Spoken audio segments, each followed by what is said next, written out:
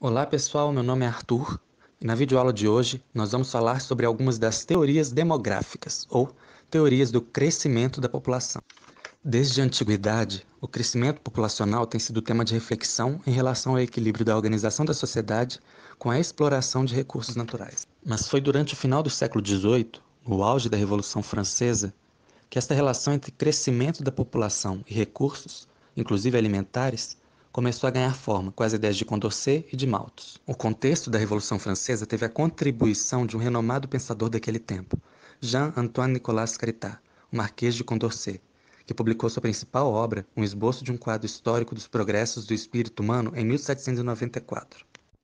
A obra é conhecida pela autodemonstração de otimismo e fé no progresso humano, que decorreria da razão humana, da vitória sobre o preconceito, sobre o fatalismo, sobre as desigualdades de gênero, de riqueza, de prosperidade e de instrução entre povos e nações.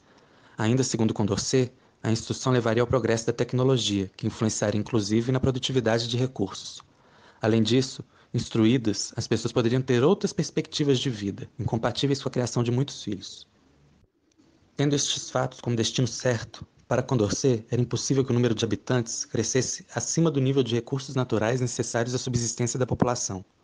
O contrário seria incompatível com a racionalidade humana, assim como guerras, fome, miséria e epidemias. Dessa forma, Condorcet previu a redução das taxas de fecundidade e uma grande redução das taxas de mortalidade, além do crescimento da expectativa de vida da população.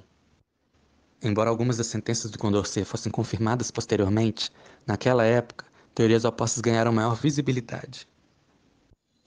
Thomas Robert Malthus, nascido na Inglaterra, era filho de um amigo e seguidor dos preceitos de Condorcet. Integrante de uma família abastada, recebeu uma educação esmerada e tornou-se sacerdote da Igreja Anglicana. Suas crenças religiosas influenciaram as suas postulações, que o homem não era capaz de refrear os seus instintos, principalmente os sexuais, o que levaria à procriação, e que o sofrimento era necessário para a elevação moral do ser humano. Sua principal teoria era de que a superpopulação seria responsável pela fome e miséria no mundo. Isto porque, segundo Malthus, a terra, o solo onde se produzia o alimento, era avara, ou seja, sovina. Ele justificava isso porque, segundo ele, a produção da terra crescia em progressão aritmética. 1, 2, 3, 4 e assim por diante, enquanto a população crescia em progressão geométrica. 1, 2, 4, 8. A solução para refrear a superpopulação, ou desastre demográfico na visão de Malthus, seriam os freios positivos necessários, como a fome, a miséria, as doenças e as guerras. Malthus também defendia o baixo salário dos trabalhadores, pois assim as famílias não teriam condições de sustentar mais filhos e seriam obrigadas a refrear os seus instintos ou a não se casar. Isto porque Malthus também era contra qualquer forma artificial de controle da natalidade, como atualmente a camisinha e tantos outros. Anos depois, após a Segunda Guerra Mundial, as duas teorias embasariam novas formulações. Os neomalthusianos, assim como Malthus, culpavam o crescimento populacional pela pobreza. Se um país pobre tinha um grande número de jovens resultantes de elevadas taxas de fecundidade, o país teria que desviar os seus investimentos financeiros em infraestrutura e nos setores agrícola e industrial para investimentos sociais como saúde e educação, o que não era, na visão deles, o suficiente para o desenvolvimento do país. Se as ideias de Malthus foram criadas para contrapor as ideias de Condorcet, os neomalthusianos desta vez foram contrapostos pelos reformistas, que tinham como base as ideias de Condorcet e do Karl Marx.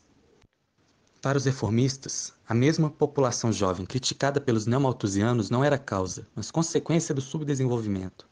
O controle da natalidade só ocorre nos países desenvolvidos pelo seu alto desenvolvimento social, com boas condições sanitárias e alta escolaridade.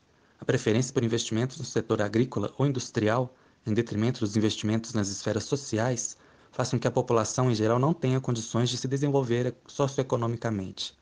Condenados a subempregos, as famílias sem instruções não conseguem melhorar suas condições de vida. Países como Alemanha, Japão e Coreia do Sul são alguns dos países cuja experiência foram contrárias ao que diziam os neomalthusianos, pois após a Segunda Guerra Mundial, eles investiram em saúde e educação e hoje são considerados países desenvolvidos. Essas são as nossas referências, para caso queira aprofundar no assunto. Muito obrigado e até a próxima.